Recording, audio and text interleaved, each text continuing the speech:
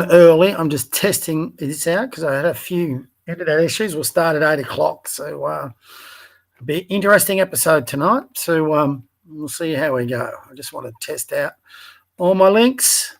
Live.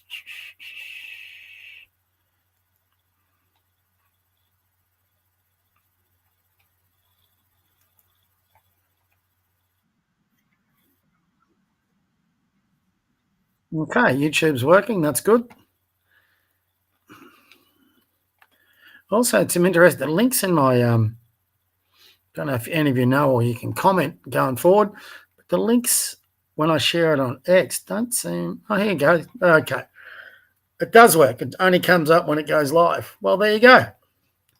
I did not know that.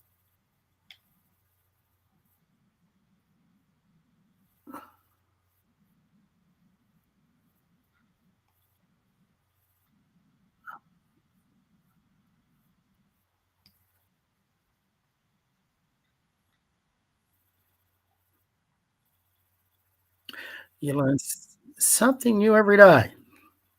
So we'll be starting in 5 minutes, everyone. If you're on already, right on 8 o'clock. I'll just bring that link up.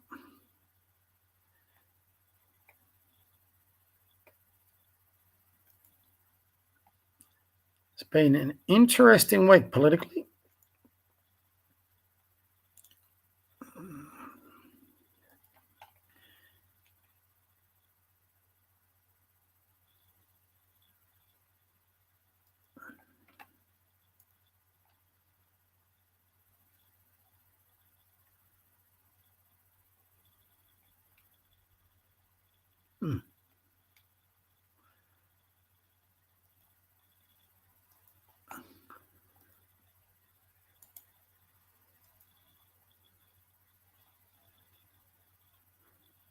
Sorry, guys, just setting up my page.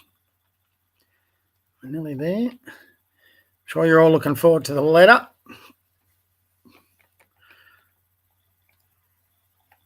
Which I'm about to get up. Documents. Sorry, guys, I'm just talking to myself if you're wondering what the hell's going on. First sign of madness, they say.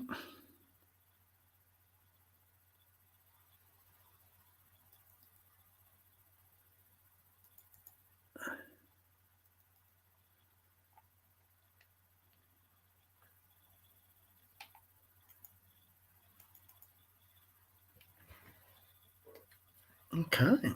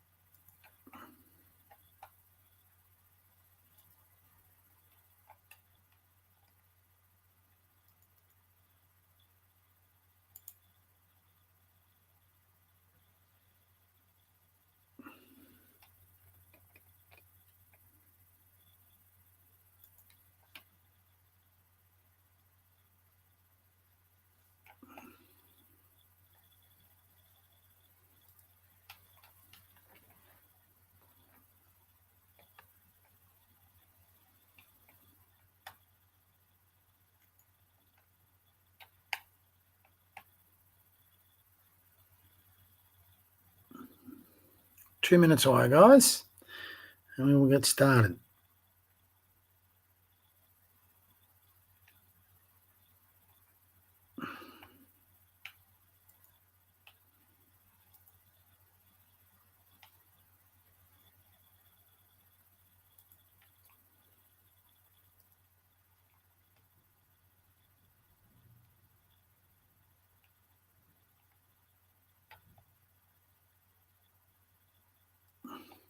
Oh, we got 20 viewers already, so I might get going, even though it's a little early. I'll give you some background on what we're doing. I'll just get my ugly mug up there first. There we go. Coming to you from my downstairs office. Got to get the old Aussie flag in there. My boy JJ, for those who want to know, he's down at my feet, always close by. I just finished this letter. I had to go pounding it on the keyboard. Once I started, I went a lot longer than I thought. I think you'll enjoy it tonight.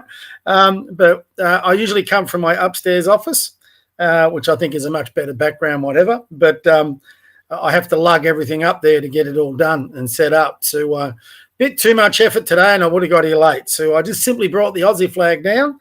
And JJ would normally be in the background sleeping on his couch, but down here, he's right here, down at my feet. He loves sitting at my feet. There's a heater here.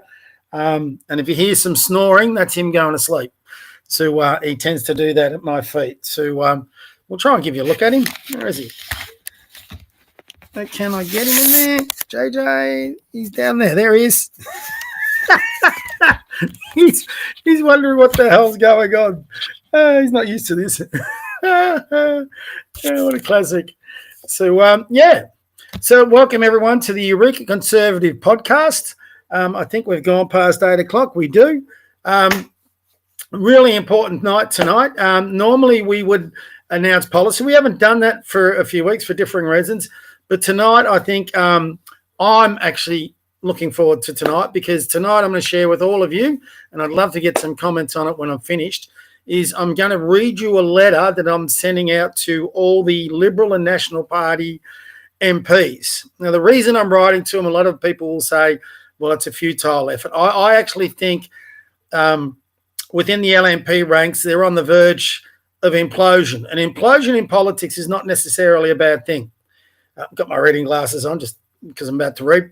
So the implosion is not a bad thing. It can be like the phoenix, it rises from the ashes. And when you're this far out from a federal election, I think it can be very healthy. Now, you've just got the Nationals who have dumped at least partially the net zero nonsense. I hope they will go further with that. We've got One Nation rising in the polls, and we've got the Liberals dropping. Now, if they're too foolish to do anything about this now, that's on them. The sad part is we'd probably be lumped with another ALP government for another term. So, but there's something dramatic that's got to happen, I believe, in our political system for us to make sure that flag keeps standing for what it always has done. So I think a lot of what I say in this letter will be supported by many of you. Some parts may not be. That's fine. We all have our opinions. But for those who loyally follow me, which I don't, I'm no big influencer. I'm not a Tucker Carlson, Candace Owens, or anybody like that over here. But I would prefer to share it with those people who've been loyal to me in following that, and then send it out to the politicians, because I do want this to be grassroots. Bizarrely, I've had somebody this week have a crack at me about how I'm a paid influencer. I get Jewish money of $7,000. I wish. If anyone knows any Jewish organisation that wants to pay me $7,000 a month or comment or whatever, send them my way. I could do with that money. So, but no, I'm just an old boomer. I love my country. I've got real concerns with the way it's going. I've got real concerns for our youth. I want to try and do something about it. After the last election, when Albo won yet again, I didn't vote for anybody the last election. I didn't like what Dutton was putting up. I hate the ALP. I think the miners are wrecking the centre-right vote. And I just saw nothing there that represented my values moving forward. So I just wrote on my vote, which I got a lot of criticism for, fair enough. I want MAGA, because that's what I want. I want a Trump. Now, I've come to the realisation when we might, but we don't have a Trump. Trump's a one of a kind, but he's certainly what this country needs. So how do we get out of this quagmire of moderate liberals and Marxist socialists in the ALP? Because that's what we've got. We are a left-dominated country, and we've got to get out of that quagmire. So hopefully this letter, I'm not too sure it will, but we'll read it out. Be interested to get your comments at the end of it, if there is any comments. But again, I'd much rather share it with you guys. Get my reading glasses on, make sure I can see what I'm talking about. Bear with me as I read it out. Sometimes I'm good with the thing. I should be able to read out my own letter, you would think. But here we go. Okay, so you'll be able to follow this on this with me as I read it out. You might have to enlarge it at your end. Don't ask me how you do that, but anyway. So I'm just going to read out the letter. Dear LNP members of Parliament and previous candidates. So I'm sending this to every federal parliamentary member of the Liberal and National parties, plus every candidate that stood at the last election. This letter is targeted towards Conservative members of the LNP. So just a heads up, moderate members reading this may not like what it contains, but the time for talk and half measures is well and truly over. If that means this correspondence causes you offence, then that is regrettable, but of no consequence to the more important issue of our national interest. I know you all live in your Canberra political bubble, but you need to discard your political correctness or your political etiquette if you prefer. Australia is falling apart and we need an opposition political party that puts forward a sharp contrast to the socialist Marxist governments and politicians currently governing this country and infesting our institutions at both the state and federal level. To be blunt, the moderate faction of your coalition is not fit for purpose in this endeavour. At this point, many moderates who read this will roll their eyes and stop reading. If you truly love your country, I encourage you to read it in full. The moderates inside your party have been pushing a Labor-light approach. Excuse me. A Labor-light approach ever since they rolled Tony Abbott. Since then, the LNP has been a rudderless ship, not sure of its values, beliefs or ideology. You as a party room have elected one useless leader after another. Malcolm Turnbull and Scott Morrison both rival the very worst ALP leaders as the worst in Australian history. That's quite an achievement. Your party room did that and then somehow performed a political lobotomy on Peter Dutton, turning him from the toughest border czar we ever had to a puddle of moderate mush, too scared to whisper Trump's name and too gutless to do what was required to defeat Albanese in the ALP. Throughout the tenure of LNP leadership from Malcolm Turnbull onwards, you've embraced every Labor-light policy platform you can wrap your hands around. And in doing so, you did absolutely nothing with the 9 years of government gifted to you by the Australian voting public.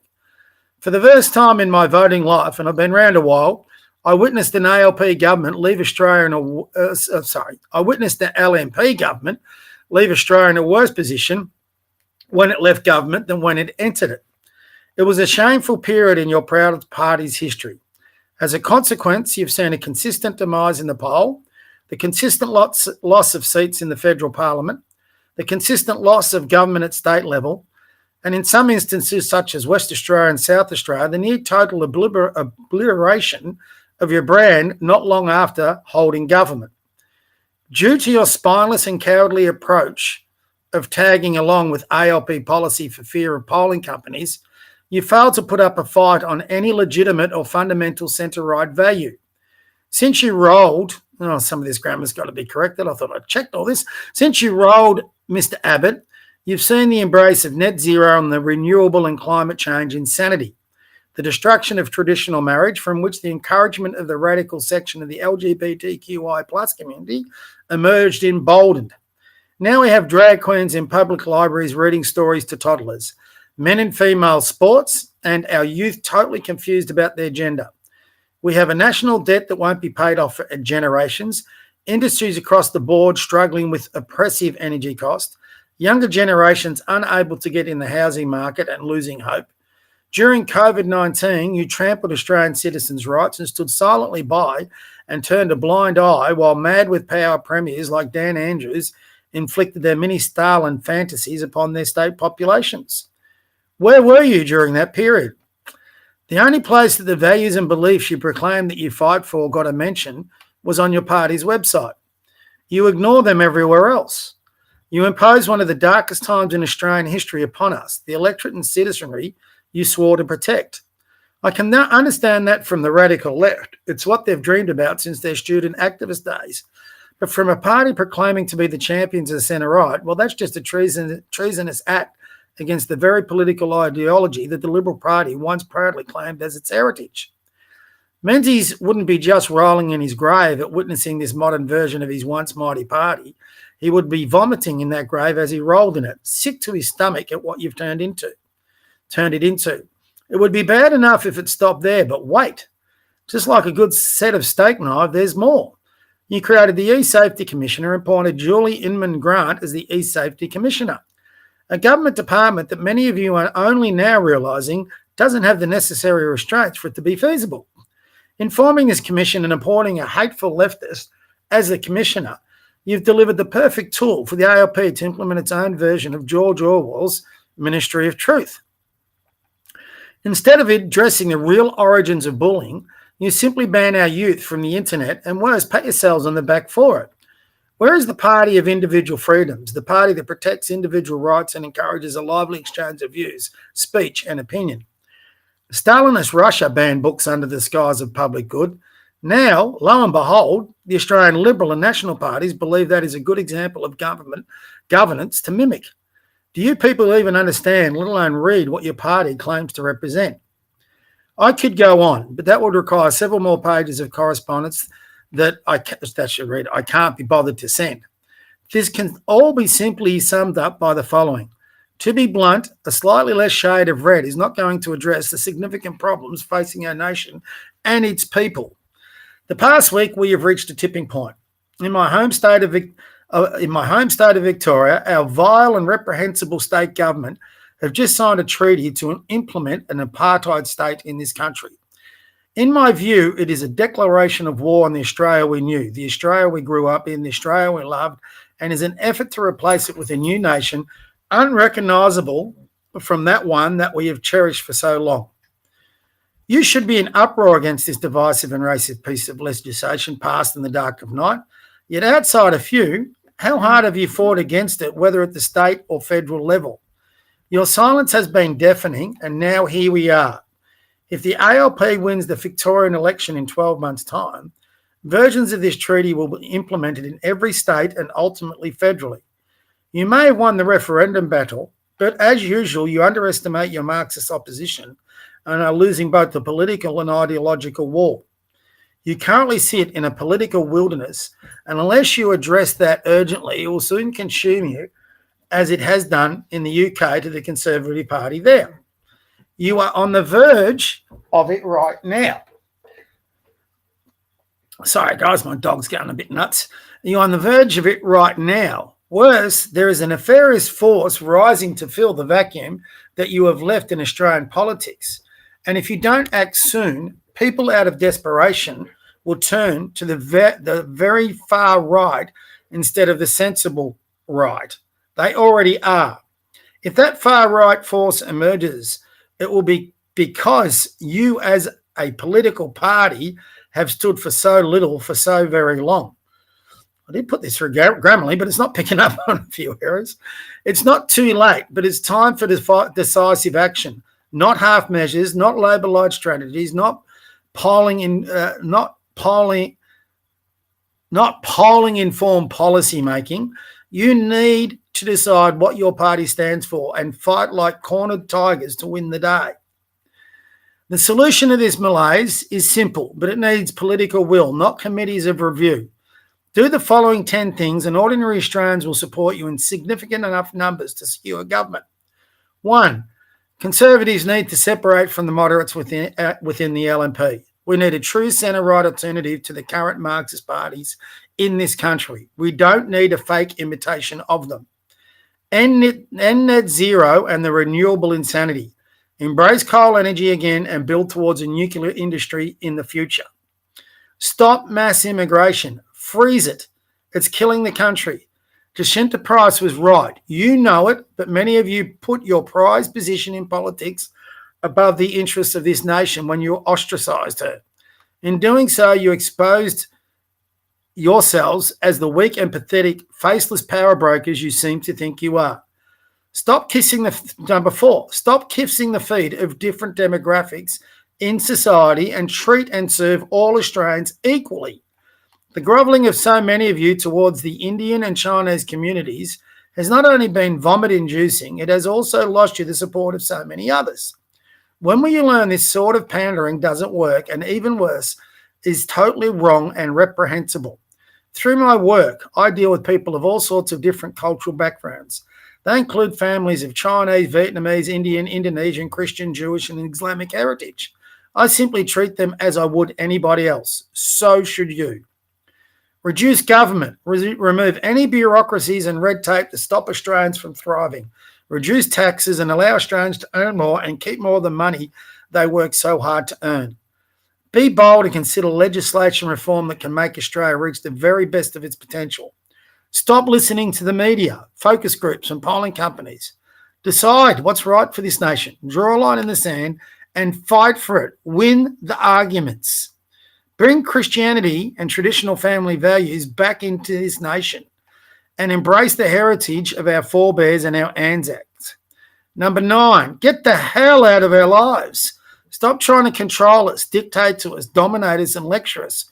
You can start doing that by committing to repeal any law that will impinge on the free speech of any Australian. You can start by dismantling the abhorrent Australian E-Safety Commission and removing your support for the underage social media ban. That's the parents' responsibility, not some bloody politician in Canberra. Address rising crime on our streets. Strengthen our laws, increase law enforcement, establish an Australian version of the National Guard, and address bail laws and then strengthen penalties. Don't leave it to the states. These are 10 key areas, but I have plenty more. I conduct a podcast every Tuesday where we announce conservative policy straight from the grassroots. You can find it here via this link. Shall I list the link? Moderates within your ranks will hate it, but this will not only deliver you government, it will help save our nation from the disastrous marks of future we are steaming ahead into. I wrote to you earlier in the year, encourage Conservatives to split from the moderates to form a new Conservative political party in this country. Every man and his dog, outside the Canberra political bubble it seems, can see that any further big tent approach to accommodate Conservative and moderates under the same roof is futile.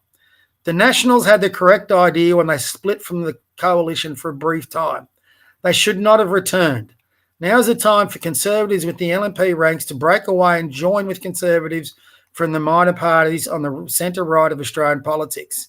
This no longer is about party loyalty in politics. You're in a position where you need to decide who you are really accountable to.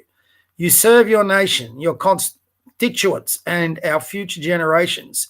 You have a duty to them and to act in their best interest, not in a party's political interest. You cannot do that while tolerating within your ranks moderate politicians that are only consumed with focus groups, polls, and staying in power. They are weather vanes who will turn wherever the political winds blow. You need to take inspiration from the life of Charlie Kirk, a young man who spoke boldly and strongly, expressed his views, beliefs, and values, and never took a backward step from his love for his country, his fellow Americans, his family, and his God. He helped inspire a nation to elect Donald Trump on the foundation of those ideas and beliefs. He inspired so many of America's youth because he, like Trump, drew a line and fought for their country, never taking a backward step, even when it seemed unpopular and futile. You need to pick up the Conservative baton that Charlie Kirk has left behind and run with it. To do that, you need to remove the dead weight shackled around your ankles that is the moderate politics of those within your ranks. Andrew Hastie and Jacinta Price, in particular, you've both demonstrated your class and courage in sacrificing for what you truly believe in and what you're willing to fight for. You need to take this party by the scruff of the neck and purge it of the moderates or form a new Conservative political force just like Menzies did. You need to do this soon as time is running out. Your nation demands this of you and any within your ranks who would support you. Don't worry about the numbers within your party room. Consider your responsibilities to everyday Australians and the future of this great nation. For any moderate reading this, your choice is simple. Change and adapt or go join the Teals, as that is where your ideology really belongs.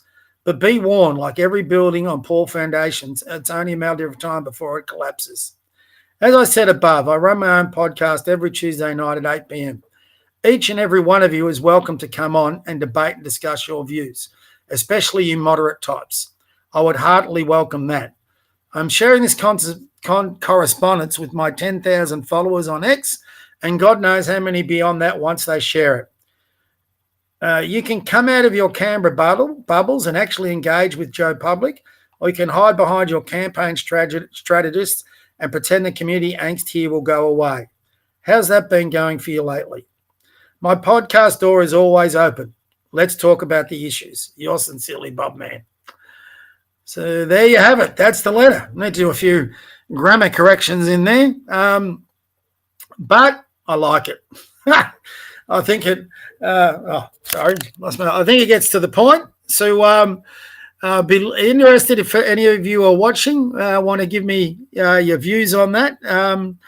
But yeah, that's where we're at. So I'm sending that letter off tomorrow. I put a bit of time and effort into what I was going to put in there. I think it covers all the bases. You can't put everything into these correspondence, but you can put, what your heart thinks, where your emotions are, what you think are the biggest issues. And the part of this podcast is where we announce policy, is all these politicians can get on my website and look at the policy we've announced. They can agree or disagree with it. I don't really care. But then come on and have a discussion. So they've all got that invitation now. How many of them will take it up I don't know. But you know what? This is something my dear old mum used to say to me. I've got it off my chest. So that'll go out to all of them. And let's see where that leads to. I'm writing a similar letter later this week to all the state politicians, especially now with this treaty legislation passing. I'll be interested to see from all of you your thoughts in regards to it. I'm just trying to check. Here we go. Hold on a tick, guys. I just want to. Whoops. I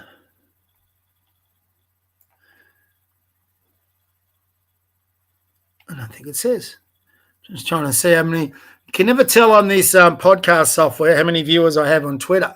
So I thought I'd get it up and just see how many viewers I got, but it's not showing. Don't know why that is.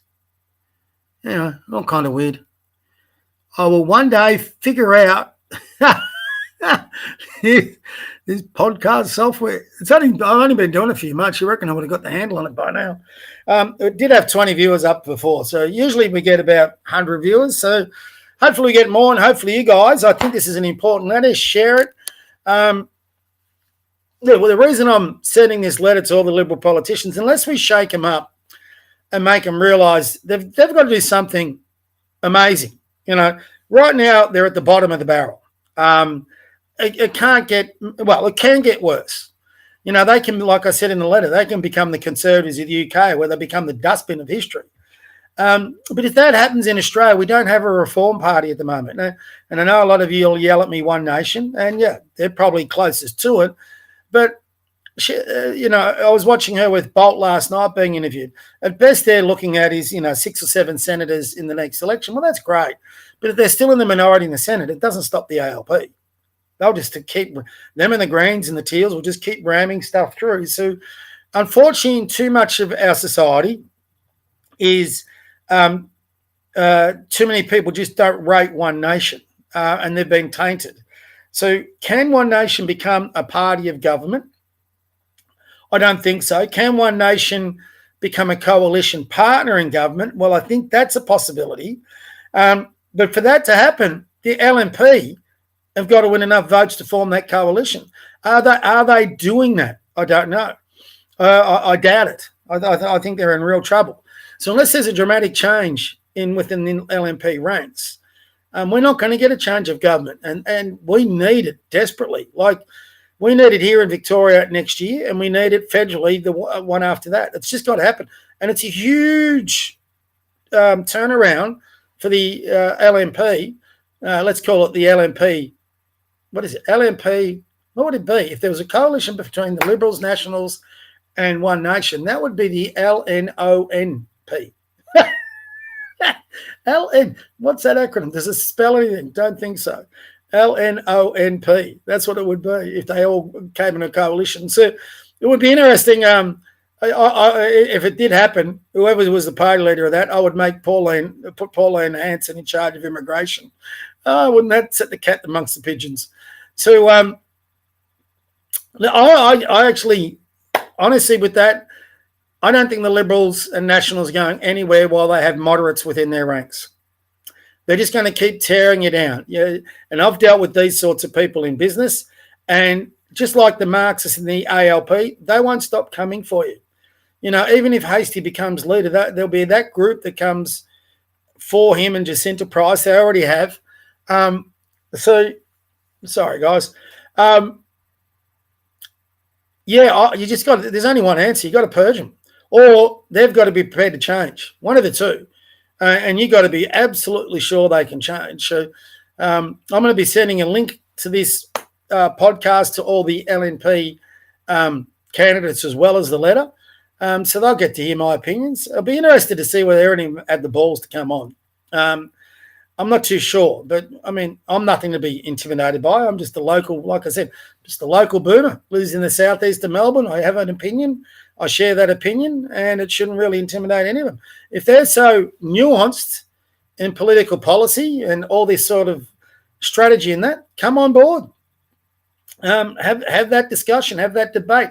Get away from your controlled environments where you have a controlled interview with supportive news readers or opinion makers who will just, you can get on with Paul Murray, for example, and he'll just blow your trumpet. And look what Paul Murray did with Dutton. Everyone saw Dutton falling off a cliff in the last election, but Paul Murray had him on and just blew his trumpet the whole time. So that doesn't help. That didn't help Peter Dutton seeing he was going off the cliff. He had everyone around him sabotaging his campaign.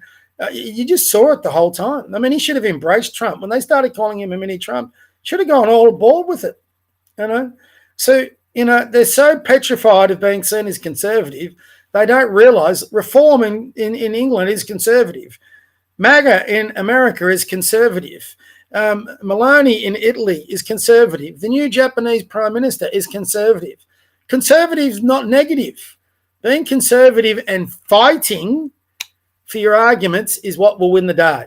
And if they don't change, the LNP are gone, and that's in all our interest for not that to happen. Because if the LNP are gone, we're stuck with ALP for God knows how long. I don't honestly, if the LNP fall over, I'm sad to say this, I don't think I'll see another non-ALP government in my lifetime. I'm 62. I think the Liberals could be, or the centre-right, if they don't get something happening, could be in the political wilderness for 10, 20 years. So, I don't know how much longer I've got, but 20 years I'll be 82. I'm not too sure I'm going to get there. So we'll see. Fingers crossed. But, it's that sort of desperation. And the other part too is next year, what I said in that letter, if the ALP win the election in Victoria and everyone's pounding on the poor old Vics and Melburnians and all that down here, yeah, well, pound on us all you like, because if ALP win the election next year after putting this treaty through, treaties coming everywhere. So if you want the real battleground for the future of this country, it's right here in Melbourne. The centre-right need to win that next election, and they need to repeal that treaty and send it to the dustbin of history. Because if that doesn't happen, that treaty is coming, because they're going to say, hey, we got a mandate. We lobbied for it. They're already saying it. We took this to the last two state elections. Yes, they did, but it was in the background. All right. And unless you're politically really following it all, you didn't even know it existed. So now it's just been banging on and putting in. And once it's in, and now that it's in, and if they go to the election and get it rubber stamped, bet your bottom dollar every ALP premier will start going that way. I'd even put the moderates. The moderates will be so weak if the LNP stay as they are. For example, down at Tassie, that's, the Liberals are in government in name only. They've gone grovelling to the Greens to stay in power. So they would go down that way with a treaty. No doubt. In Tasmania, they'd do that. So we've actually got an apartheid state in Victoria right now. If they win the election next year, we'll have an apartheid state still. And if they win that election, we'll have apartheid states popping up everywhere. The only places I can see resistance at the moment are maybe in Queensland and the Northern Territory.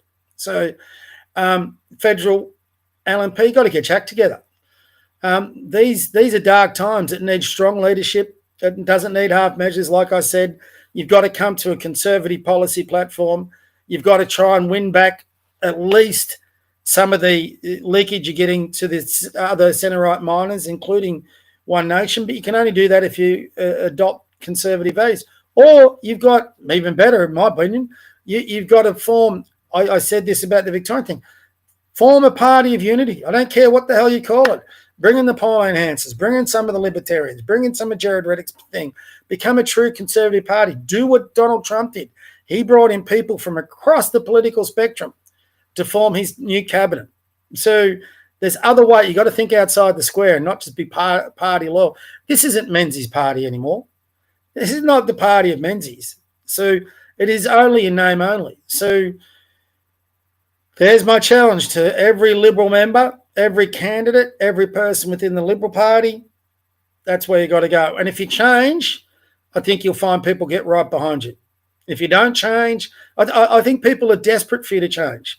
I think people are desperate for a Liberal Party they can get behind, but it's not there. We're not going to get behind what you're offering right now. No, not a chance in hell. And if you can't figure that out with the current polls, when are you going to wake up? I know you say ignore the polling companies, but not only are you're ignoring the polling, you're not standing for anything. What are you standing for? Nothing at the moment. So the ones who are standing are resigning and going to your back bench. They're the ones they need leading the fight. So Andrew Hastie, mate, pull your finger out, get the numbers, challenge. Sorry, Susan. You seem a nice enough person, but you are not the person to lead this country where it needs to go. And I've been pretty patient watching and hoping and giving you a chance, but it's just not happening. You can see you don't have control. There's nothing wrong with conceding that. That takes leadership in itself. And, maybe you can get a ministry where you can do a lot of good or, whatever you need to do in your life. I wish you all the best, but you're not the person to help turn Australia around.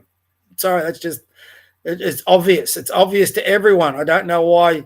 I do not know why politicians keep putting themselves through the trials and tribulations of this nonsense about hanging in there where it's not working. It's not going to work. So if you prove me wrong and you adopt all this sort of stuff, I'll applaud you, but can't see it happening. Anyway, that's my say. So no policy tonight. I think that was pretty powerful.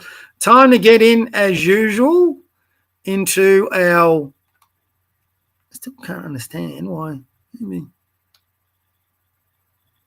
Oh, there we go. Now I figured it out.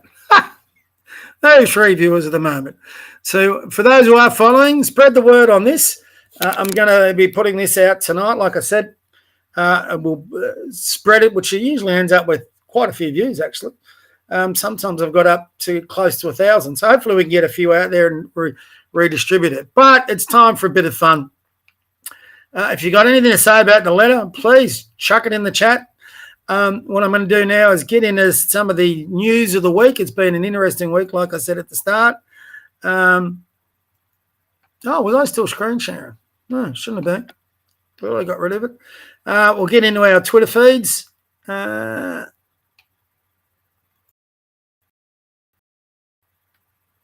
See what the hell we're on about.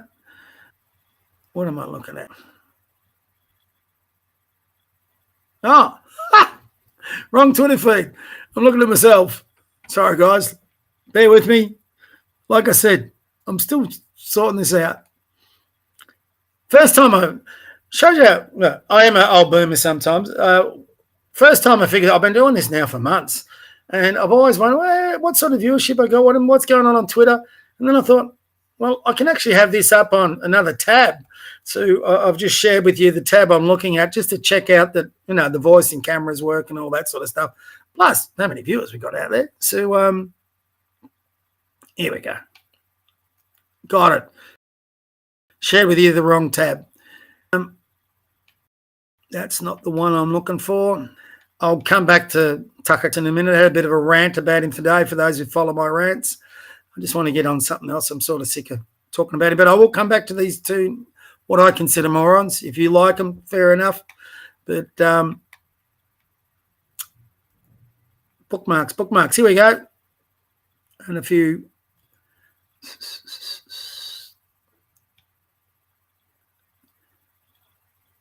Yeah.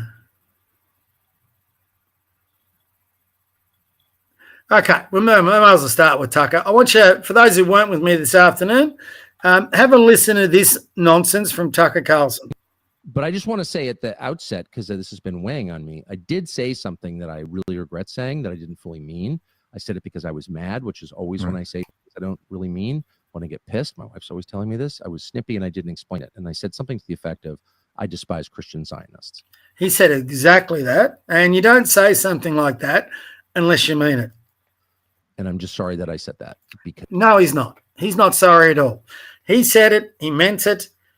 This guy's a hypocrite. Tucker Carlson will bounce back and forth. He'll do 180s. He's lost what was a lot of his conservative MAGA base. He's now appealing to idiots like this one and the far right mob. And he'll say and do whatever he needs to keep his base. Because I'm mad at a certain kind of thinking. Some of the nicest people I know are Christian Zionists, actually. You know, if you're in a car crash, they would save you. If you need someone to watch your bank account, they wouldn't steal from you. They're like really good people and sweet people. These are the same good, sweet people that would save your life that he said the other day to millions across the globe that he despised. Now, this isn't any sort of language. He said despise. You know, despise is pure hatred. You know, even does that mean he's so lacking in self-control that when he gets angry, he uses that word to describe people that are sweet, kind people? Really? I want to be very specific quickly about what I was talking about.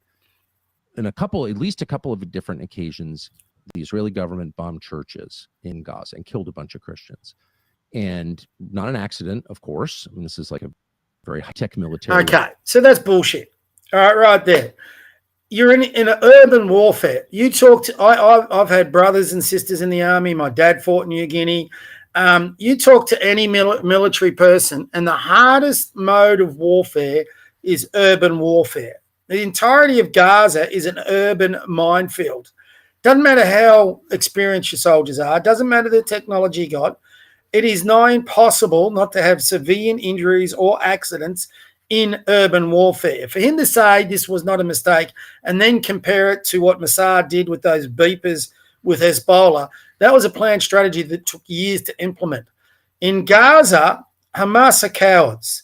They hide behind citizens. They dig tunnels under mosques, under hospitals, under schools, under homes. They're cowards that hide in tunnels and use the civilian population as shields.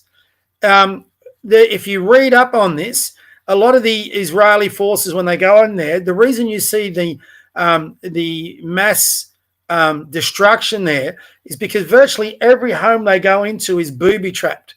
So before they're going to get their own killed, they do implode a lot of these buildings they know are connected to the tunnels. And sometimes that's under the entire towns. Now, before they do that, they evacuate the place. It has been widely acknowledged by plenty of intelligent army officers from other armies what the Israelis are doing in Gaza to avoid civilian casualties is second to none. But that will never get a play. It doesn't sell. It doesn't get you the clicks. Tucker Carlson's a lying prick. Now, you can agree or disagree with what the IDF has done in Gaza. You can have a moral argument about whether it is right for someone to be killed. You hear these casualties amount. It was interesting. I was listening to a debate between a pro-Palestinian and a pro-Israeli this week. You hear about these 60,000, 70,000 casualties or deaths. What you don't hear about is how many of those, and this will be an ongoing debate for a long time, how many of those casualties are actually Hamas fighters. Now, according to the Israeli side, 50,000 of that 70,000 are Hamas fighters. If that's the case, Israel has done an amazing job. We're never going to know the true details until it comes out later, but you can never trust the Hamas statistics anyway. So it's going to be interesting to see where it leads once all the fighting ceases. And it still hasn't ceased yet. You know, I mean, as much as I love Trump and all that, I think he's premature to say it's ended. But anyway, let's keep going. I mean, they, gave pagers with bombs in them to Hezbollah. So like this is a military a national defense institution that understands what it's doing. They didn't accidentally bomb 2 churches and kill these Christians, and they never apologized for it. How would he know that? That's just some bullshit he throws out there and hope no one's ever checks on him. Now, from my memory, and I'm going to follow this up when I get time this week, actually, there was an investigation into that, and there was an apology given. I could be wrong on that. I'll find out. But Carlson does this all the time. He throws out the bait for the haters to jump on. Right. And so I brought this up with a couple of Christian leaders, and including the Speaker of the House, and said, like, what is, how could, we're paying to bomb churches? Because we're paying for it. And the response I got from every single one was, the Bible commands us to support Israel. And I said, so Jesus. Okay, so now he's going to transition into some Bible bashing. Carlson is a man who publicly comes out and expresses hatred for other people. So before he starts spreading that out, if you're a Christian, I'm guilty of it, but I don't push it I push an agenda. So if he's about to, some people, when they read the Bible, there are definitely Christians that read the Bible literally. There are others that don't. Just like in all denominations of different faiths, you have different interpretations. Just between individual Christians, you have different interpretations. There is some legitimacy behind what some Christians consider the parts of the Bible that say you must respect and observe Israel as the chosen nation, chosen people. Now, you can debate or argue along that, but that doesn't dilute their Christianity simply because they have that reading of the Bible. I mean, you can put 100 people in a room on different definitions of Christianity, and they'll all have a different one sometimes. Jesus is telling us that we need to get on board with murdering Christians. Is that what you're saying? And they basically were just like, shut up. And I found that extremely. Okay. So there's so much in this 2-minute clip. So Tucker Carlson's banging on about murdering Christians. I looked on the other day on his feed when Trump came out and made that declaration about Nigerian Christians. I never saw Tucker Carlson support that statement. In fact, I don't think I've ever heard Tucker Carlson say anything about the Nigerian Christians that are being genocided, that are being slaughtered. Has anybody ever heard Tucker Carlson come out? Every day you hear him talk, like today, about Israel and Netanyahu and all this other stuff. Now, they mistakenly hit a Christian church. In a war like this, it's not like the troops are going to stop and say, are these people Muslim? Are these people Jewish? Are these people Christian? People get caught in the crossfire. It just happens. That's war. They're in a war. So, as a Christian, extremely upsetting. And I've never kind of gotten over that. But I should have said that. That's what I was talking about specifically. We cannot support the murder of innocents. I don't care what the pretext is. That is not allowed in our religion. And if it is, then it's not my religion. That's not what the... So again, where's his support for the Nigerian Christians? How many innocents are being slaughtered there and in other countries across the globe? I mean, he's picking Gaza out because it involves Israel. He doesn't speak much, if at all, about the Nigerian scenario. And there's others in Sudan and across the globe where Christians are persecuted, but he only ever brings it up with Israel.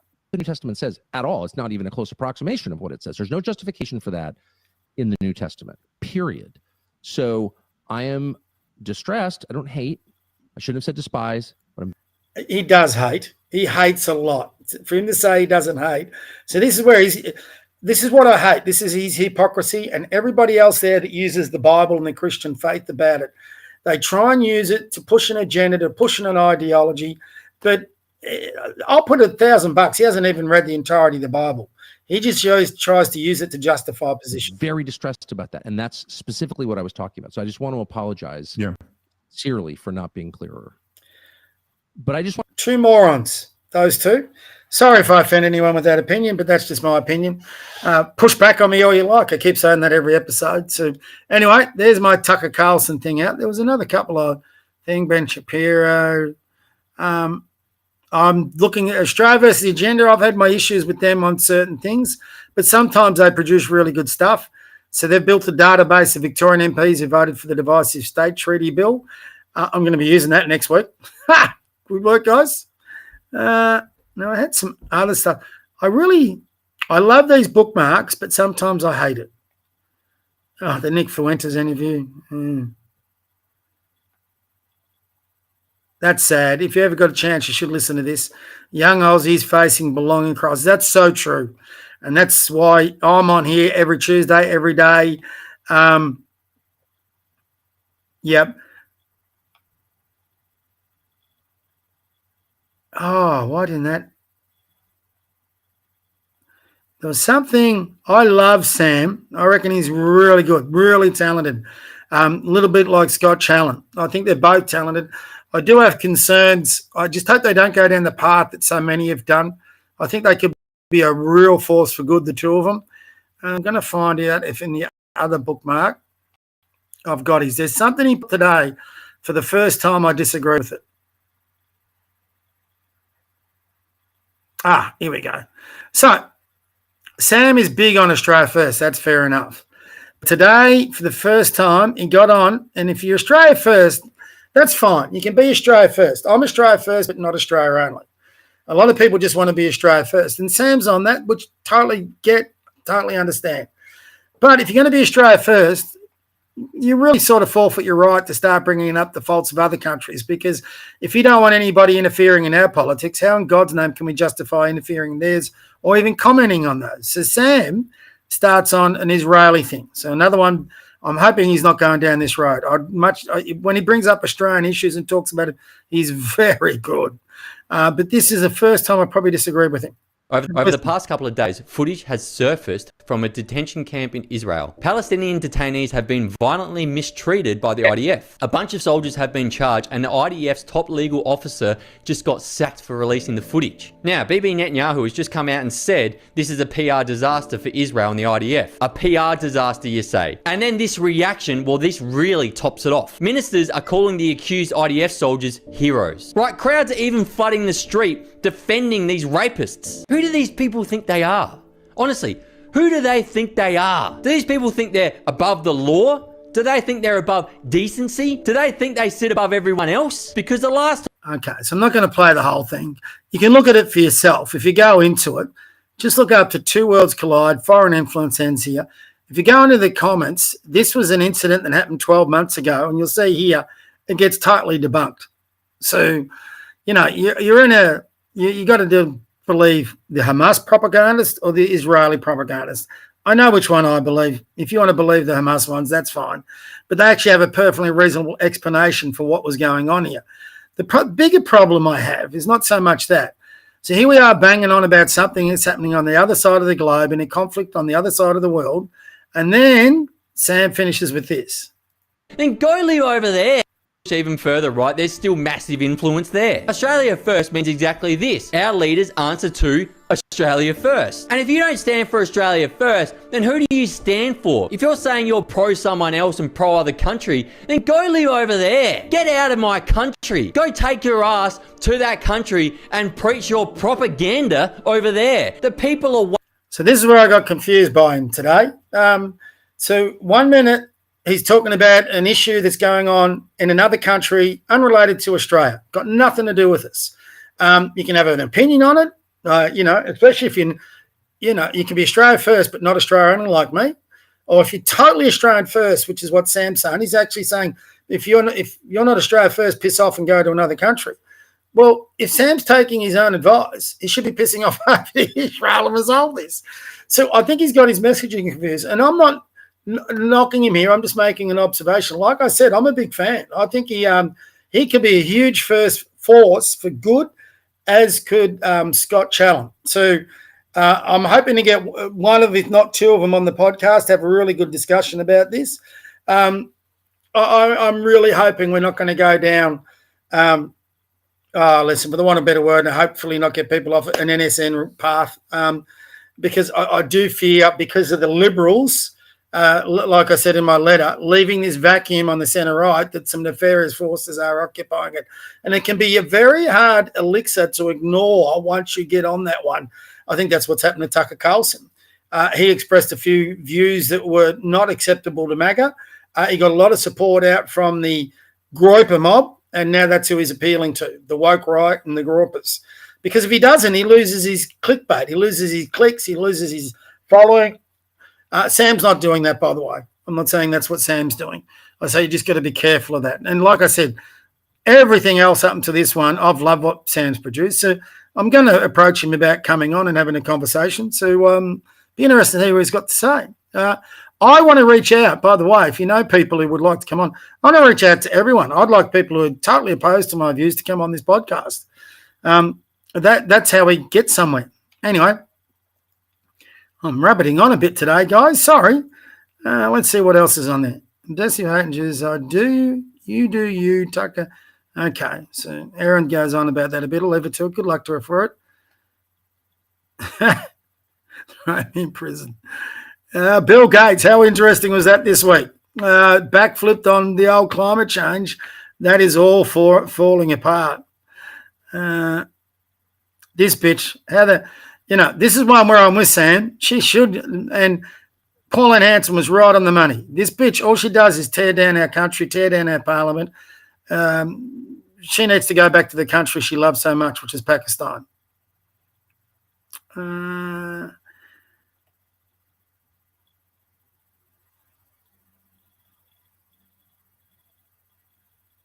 Just trying. When these go on the bookmarks are a great idea, but when it goes into the bookmarks, this is on X. So if you pay for your subscription under premium, you get the bookmarks. Pretty sure. I don't know whether you get them under that, but you can sort all your posts. And sometimes they sort in date order and sometimes they don't. Let's see what we've got here. It's been a very interesting week. While I'm on it, well done to the Nationals. This was actually fascinating. Forget the Israel-Hamas thing, just the reality of Nazareth. His tour was really good. It actually went through some historical sites. Part of this, listen, towards the end of my time on this world, I would love to go to Jerusalem just for the historical parts. But what I was saying is well done to the Nationals for getting rid of net zero. Got to applaud them. Let's hope they drag the Liberals along to that. Australia, Brisbane. Well, God, we're getting petrolly back in the past. Tell you what, I might just go to my home one. Sorry, guys, I spent so much time on this letter. This guy's an interesting fellow. I agree with a lot of what he says. I also disagree with some of it. And some of his language, I'm bad with the language sometimes, but he's if you're going to follow him, I might just put that. I'll be getting interested to hear what he says. So I'm going to put that in my political bookmarks. If you haven't used it before, this is what you got to do. All bookmarks, click it, and you can come back to it later. I love it.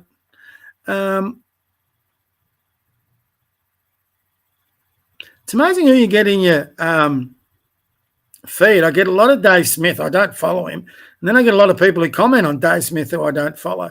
Your 45-year-old mid-tier comedian whose claim to fame is using your half-fake Jewish heritage to boost modern-day neo-Nazis on podcast and D-level YouTube shoutfest. Not some revolutionary in the trenches. Calm down. This is embarrassing. Oh, yeah. That was his tweet. That was embarrassing, actually. Well, look at that. Rowan Dean. Time for a new National Conservative Party in Australia made up of the Nats, Conservative Libs, One Nation, Libertarians. Oh, my God. He's just said exactly what I've written about. Yeah, me and Rowan Dean. Great minds think alike. I'm going to have to... I'm definitely going to be putting Rowan into my share of that letter. There you go. Tucker Carlson is a master of gaslighting. Nathan Livingston. If you ever follow anybody, follow him. He's brilliant. He's an Aussie, and the way he points out, he keeps all the receipts.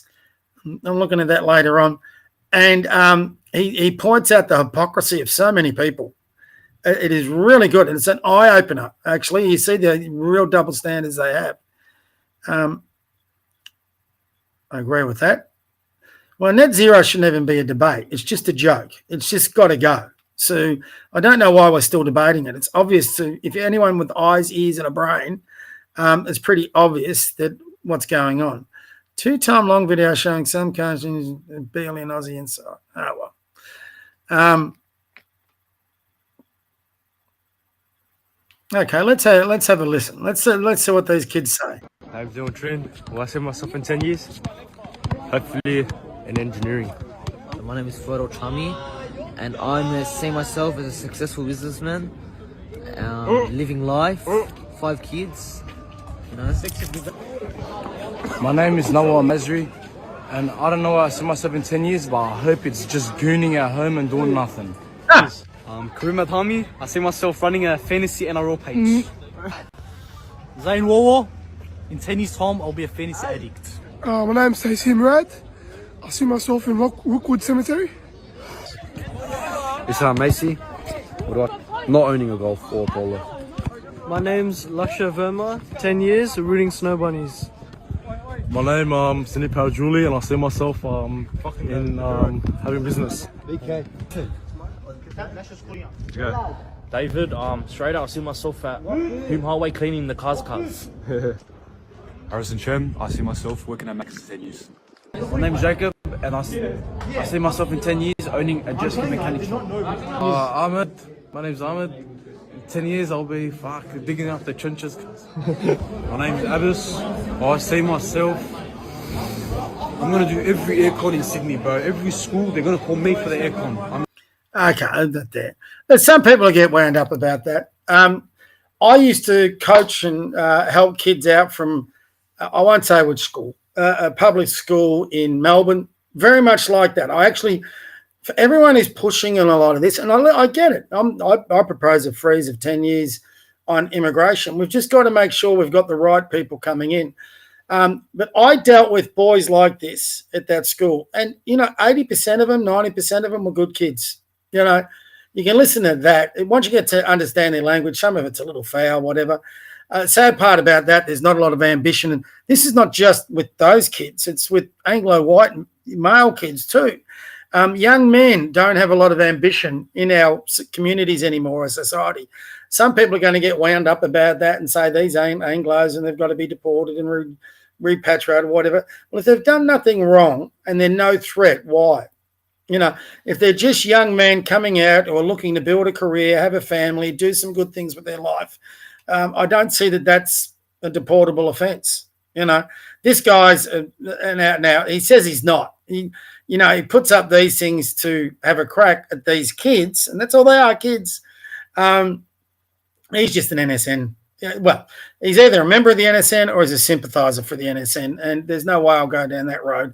As a Christian, you can't be. Now, some of these will probably be Muslim kids.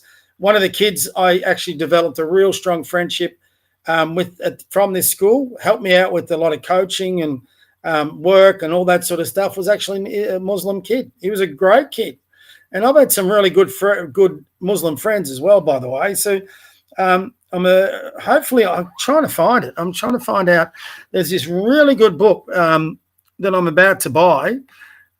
Let's go into our notifications. The community journey is...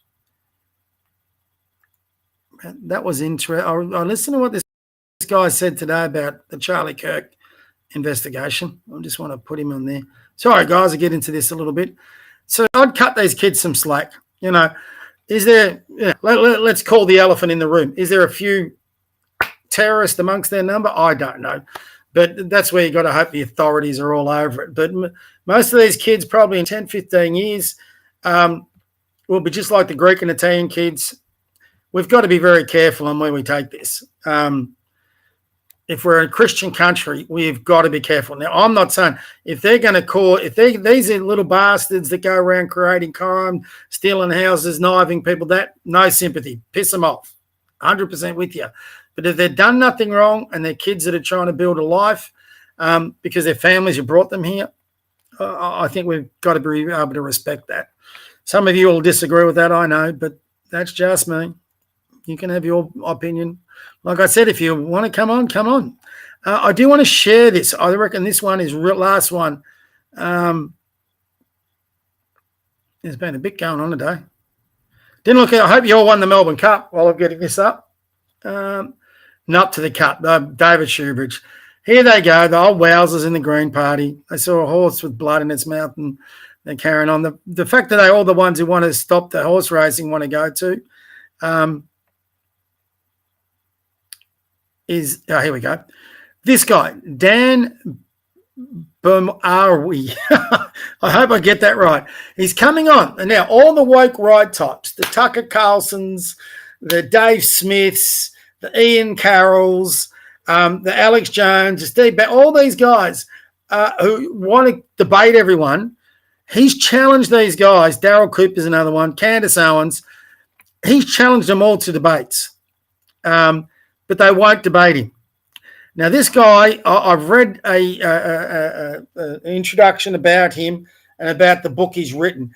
He comes from Jordan. He's converted from Islam to Christianity. It's not coming up. And the extract from this book was fascinating that I just read. Like I said, read this and then follow. It's powerful stuff. It is. It's very powerful. I don't know whether I can get it up. Let's have a look. And I just had a read of it, and I was singing Hallelujah. Dan Bomawi on Islam, the thoughts of an ex-Muslim. Now, I just want to get to a part, and we'll all say hallelujah to this. It is well worth, just this part here, forget the book, is well worth the read. So get on my feed, and you'll see it. I'll put it into my notices for you. But there was one part he said here about British. Here we go. Just listen to this. The British colonialism lasted a few centuries, left behind railroads, legal systems, education, modern institutions, and yes, it exploited it. It wasn't perfect. It had its sins, but it also built. The British brought modern medicine, science, engineering, and governance. They opened schools, built cities, printed books, developed infrastructure, and left behind functioning states, many of which are now sovereign global players. Now compare that to Islamic colonization, colonialism. 1,400 years long, relentless, brutal, and still ongoing. It left behind slavery, tribalism, religious apartheid, cultural erasure, and the complete destruction of countless civilizations.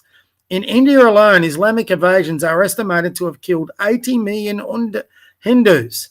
Entire cultures, I don't know what this is, Zoroastrians, Berbers, Assyrians, Nubians, Copts were wiped out, Arabized, or reduced to second-class citizens. Native languages were erased. Indigenous philosophies were buried under Arabic supremacism. Libraries like Alexandria and Nalanda were destroyed. Islamic empires didn't bring modernity. They stole achievements from conquered people, translated their works, stamped Arabic on them, and claimed the glory. What was preserved from the Greeks, Persians, and Indians wasn't Islamic brilliance. It was Islamic appropriation. Islamic colonialism didn't leave behind parliaments, constitutions, or democratic institutions. It left behind dictatorships, theocracies, blasphemy laws, and Sharia brutality. It replaced thinkers with clerics, debate with dogma, and diversities with submission. So no, don't you dare put Britain and Islamic colonialism in the same category. British colonialism built nations. Islamic colonialism buried them. One passed the torch of modernity. I've got to learn how to pronounce that word. Flawed, yes, but bright. The other extinguished civilization in the name of submission. Well. Couldn't a few of our politicians have a good read of that, especially down here in bloody Victoria?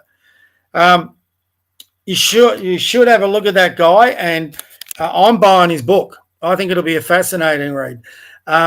So I'll put it in my feed for you all in my notifications, so you can go on there and have a look. I think it's already in there. But I would certainly get on, follow him, and you can get all the links to everything he's got on there. And then I just found him from a Google search. He sounds a fascinating guy, and he's challenging all the woke right mob to a debate about what's going on in Gaza. All we ever hear is from the woke right and the media and how bad Israel are and all this sort of stuff. I would like to know from an ex-Muslim what the real story is. This guy was right there. He went from Jordan into Lebanon. He had to over there, which I didn't know, whether you're a Christian or not. If you were born in those Muslim countries, you were automatically rubber stamped as a Muslim, even if you're a Christian. So he and his wife, when she became pregnant, they fled to Canada. So they were Christians then. They wanted their son to be born a Christian with the freedom to be a Christian. And then they immigrated from Canada to the USA. So that's a pretty big deal. If everybody knows, if you're a Muslim who a big, I can't remember the word or term for it, but if you decide to divorce yourself from Islam and not stop being a Muslim and become a Christian, that's a death sentence. If you go back to a Muslim country, they'll kill you for doing that. So it's a very courageous thing he's done. And now he's getting on the world stage and saying to these woke right mobs, let's debate. I would love to see that debate. They won't debate him. Dave Smith and all these other assholes will not debate him, and neither will Tucker Carlson, because they know they wouldn't be able to handle him. He knows too much about Islamic society. Dave Smith knows nothing about it, even though he likes to portray himself as this high IQ person of knowledge about everything that goes on in Gaza and with Israel. So it is quite interesting. So anyway, it's after 9 o'clock. I think that's enough for me. I think tonight was a bit more, sadly, which I don't like to do, a bit more of a lecture because I read a lot more from it. So how many viewers have we? Eureka Conservative. Oh, we still on there. That's good. So I hope you bear with me. I'll be sending that letter out. We'll get back to normal from next week with a bit more policy. We've got to figure out another bit of policy. I'm looking forward to I'm hoping I get some response from these Liberal politicians, and a few of them come on. We can put a bit of promo around that. And this is what I've been building towards. It's come in earlier than what I'd hoped, but it was about time to put some conservative policy out there and give these guys some fertile ground. I don't care if they steal the policy we've got, but what's real conservative policy against this Labor-like bullshit they keep pushing up? Have some courage and start standing for something and not being scared of being criticised by the likes of the ABC or our bloody media. Just, get on with standing for what's right for this country. It's not that difficult, really. But the Liberals seem to have lost that ability. So I'm looking forward to see if any of them have got the courage to come on my podcast, because I'm not in the mood to cop any of their Labor-like bullshit. So they'll be seeing this. My second final pitch to any Liberal politician, power broker, whoever you are, especially the Liberals. The Nationals seem to be breaking away from you guys, but you Nationals as well. Anybody who reckons they can defend and promote the moderate approach that's destroying your party, it's just destroying it, come on board. See if I can shake you to your senses. Any conservative one, come on board. I'll try and give you the courage to make a stand. But that's enough from me tonight.